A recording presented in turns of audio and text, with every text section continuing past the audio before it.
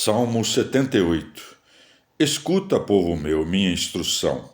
Prestai ouvidos às palavras de minha boca. Pois vou abrir a boca numa parábola, farei brotar enigmas do passado. O que ouvimos e aprendemos e nos contaram nossos pais, não o esconderemos a seus filhos, contá-lo-emos à geração seguinte. As glórias do Senhor e o seu poder, e as maravilhas que realizou. Pois ele fez um pacto com Jacó e deu uma instrução a Israel.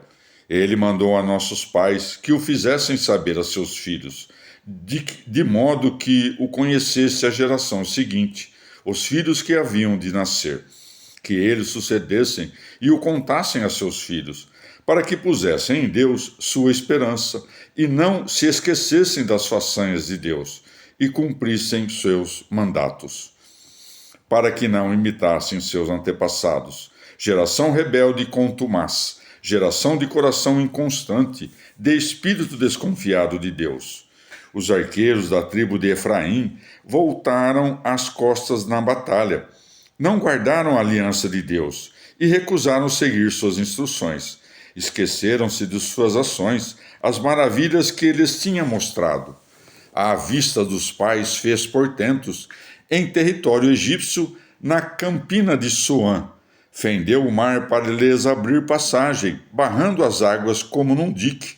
Guiava-os de dia com a nuvem, de noite com o resplendor do fogo. Fendeu a rocha no deserto e deu-lhe a beber caudais de água. Tirou arroios da pedra e fez descer água como rios. Mas eles voltaram a pecar contra ele, rebelando-se no ermo contra o Altíssimo. Tentaram a Deus no coração, pedindo uma comida para seu apetite. Falaram contra Deus, dizendo: Poderá Deus pôr a mesa no deserto? É verdade, golpeou a rocha, brotou água e se desbordou em torrentes. Poderá também dar-nos pão e prover de carne o seu povo? Ouviu o Senhor e se indignou. Um incêndio instalou-se contra Jacó, fervia sua cólera contra Israel, porque não se fiavam de Deus, nem confiavam em seu auxílio. Deu ordem em cima às nuvens e abriu as comportas do céu. Fez que lhes chovesse maná para comer e lhes serviu um trigo celeste. Um pão de heróis comeu o homem, mandou-lhes provisões até a fartura. Transportou pelo céu o vento de levante e guiou o vento sul com sua força. Fez que lhes chovessem carne como pó e voláteis como areia da praia. Fê-los cair no meio do acampamento, em redor de suas moradas. Comeram até fartar-se e lhes satisfez sua avidez. Com a avidez apenas saciada, com a comida ainda na boca, a ira de Deus ferveu contra eles. Deu morte aos mais robustos e dobrou a flor de Israel. E contudo voltaram a pecar, e não se fiaram de seus milagres. Consumiu seus dias num sopro, seus anos num momento. Quando os matava, buscavam-no e madrugavam para voltar-se a Deus. Recordavam-se que Deus era sua rocha, o Deus Altíssimo seu Redentor. Adulavam-no com a boca, mentiam-lhe com a língua. Seu coração não era constante com ele, nem eram fiéis à sua aliança. Ele, porém, era compassivo, perdoava a culpa e não os destruía. Muitas vezes reprimiu a cólera e não excitava todo o seu furor, recordando que eram de carne, alento fugaz que não retorna. Como se rebelaram no deserto, enjoando a Deus na estepe.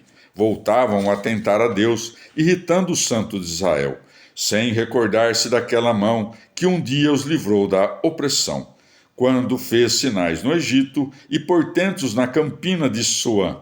Converteu seus canais em sangue e seus arroios para que não bebessem. Mandou-lhes tavões para que os picassem e rãs que os destruíssem.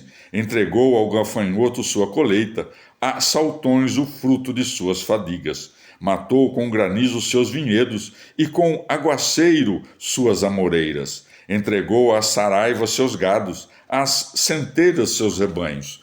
Lançou contra eles a sua ira ardente, sua cólera, seu furor, sua indignação. Despachando sinistros mensageiros, deu livre curso à sua ira. Não salvou sua vida da morte, entregou suas vidas à peste. Feriu os primogênitos no Egito, as primícias da virilidade nas tendas de Cã. Tirou como um rebanho a seu povo, guiou-os como um redil pelo deserto. Conduziu-os seguros sem alarmes, enquanto o mar cobria seus inimigos. Fê-los entrar pela santa fronteira, ao monte que sua destra adquirira. Tirou-os de diante dos povos, atribuiu-lhes por sorte sua herança, instalou em suas tendas as tribos de Israel. Mas eles tentaram ao Deus Altíssimo. Rebelaram-se e não guardaram seus preceitos. Desertaram, atraiçoaram como seus pais, falharam como arco enganoso. Irritavam-no com seus outeiros, com seus ídolos lhe davam ciúmes. Deus ouviu e se indignou e rejeitou gravemente a Israel. Arrancou a morada de Sião, a tenda que instalara entre os homens. Abandonou seus valentes ao cativeiro, seu orgulho à mão inimiga. Entregou seu povo à espada, indignado com sua herança. Aos jovens devorava o fogo, para as donzelas não havia galanteios. Seus sacerdotes caíam à espada e as viúvas não os choravam. Despertou-se como de um sono o Senhor, como soldado aturdido pelo vinho. Feriu o inimigo pelas costas, infligindo derrota definitiva. Rechaçou a tenda de José e não elegeu a tribo de Efraim. Elegeu a tribo de Judá e o monte Sião, seu preferido. Construiu-se um santuário como o céu, como a terra que alicerçou para sempre. Escolheu Davi, seu servo, tirando-o dos apriscos do rebanho. De andar atrás das ovelhas o levou, a pastorear Jacó, sua herança. Pastoreava-os com o coração íntegro, guiava-os com mão experimentada. Palavra do Senhor. Transposição cristã do Salmo 78, por Luiz Alonso. A chave da transposição está na visão de Jesus como novo Davi e como bom pastor. Davi aí é Cristo, porque este salmo continua sendo uma parábola. Como Davi foi pastor antes de ser rei, assim é nosso Salvador, Rei dos Reis. O exórdio do salmo anuncia-nos que falará em parábolas. Agrada-nos a prolixidade que, ao contar-nos a história, revela a graça do Novo Testamento. Como a água do mar reflete tantas luzes quantos são seus tremores, assim o salmo de tempos a tempos emite uma centelha deslumbrante. De tempos a tempos envolve em sombra a cruz. Cassiodoro. Quanto ao gênero do salmo, o versículo 2 é citado por Mateus 13:35, justificando o uso que Jesus fazia de parábolas em seu ensinamento. E matiza: anunciarei coisas escondidas desde que começou o mundo. A propósito dos episódios no deserto, Santo Agostinho recorda 1 Coríntios 10:11. Tudo isso lhes sucedia como figura. O processo da tradição com que começa o salmo é alargado pelos padres para encaixar o presente. Ouvimo-lo no Antigo Testamento, conhecemo-lo no Novo, quando tudo se cumpriu em Cristo. Cassiodoro. Aplicam o despertar de Deus à ressurreição de Cristo.